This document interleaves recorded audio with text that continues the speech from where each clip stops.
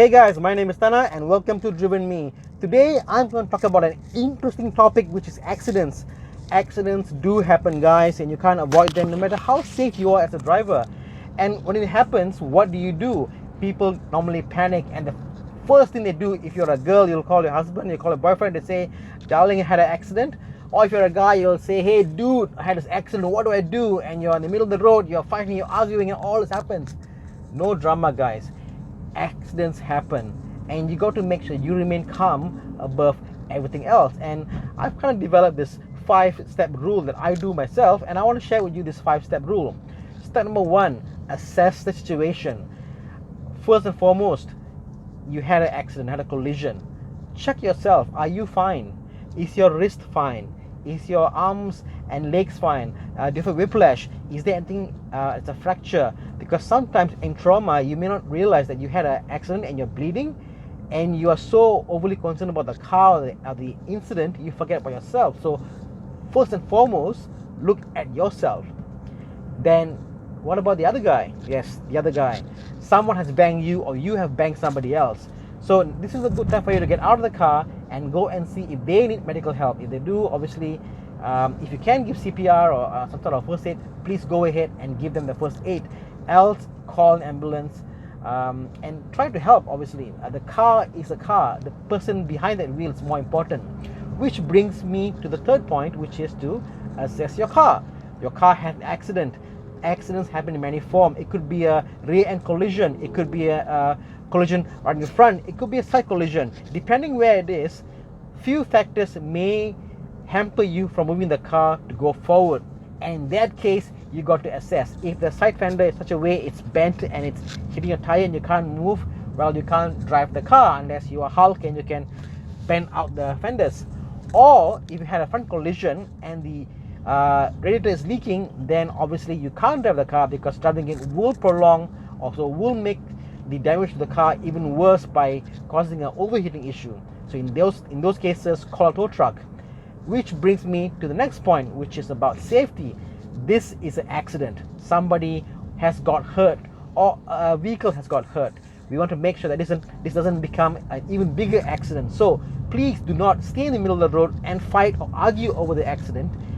Instead, take your car, drive it to the side, or at the very least, you should get off the road and go to the side.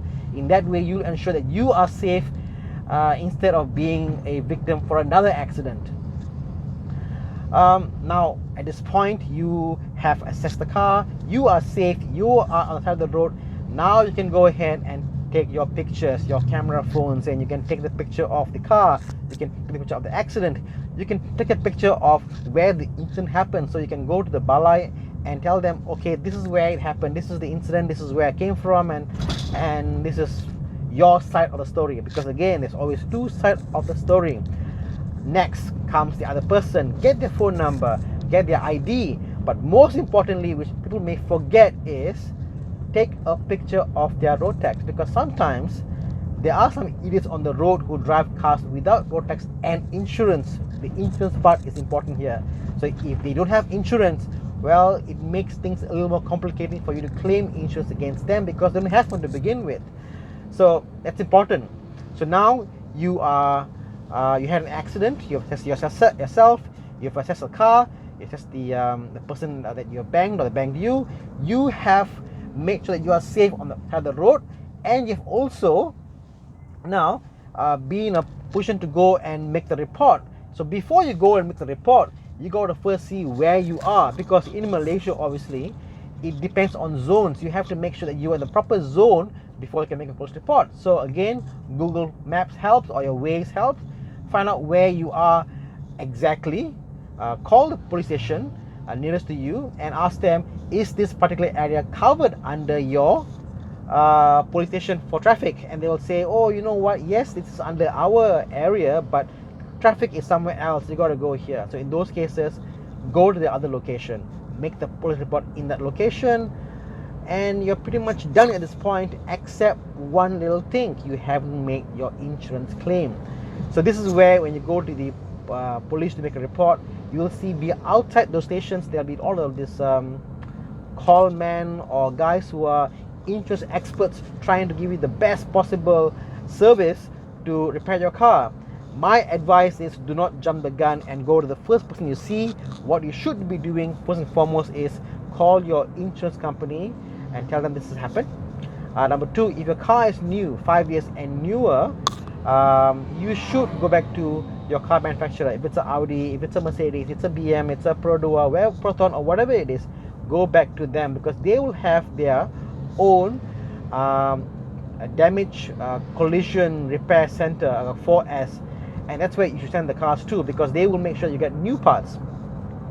If your car is 5 years and older, well, if you were to go to Audi or BM or Mercedes, you could still go there, but they might charge you a fee for betterment because your car isn't new. Betterment is a term used where you top up certain value to get new parts, and some of them may use used parts. So again, it's more of preference, but more importantly is you need to make sure that you know the place. If it's a authorized product center, you know the fact that they will do a decent enough job. So if you're going to a center that's outside of Purdue, for example, you have to go at least, at the very least, go and inspect their warehouse, inspect their workspace. Is it clean? Is it organized? Do they have a proper spray booth? If they do, then by all means, send to them. And when you claim the insurance, then obviously the whole concept of OD KFK, whether it's own damage claim, whether you're claiming against them, all that takes place. Now, if you like to hear more about how to do insurance claim, please like, comment, subscribe, and I will make another video about how do you go about making insurance claims. So until then, thank you and stay driven. Bye guys.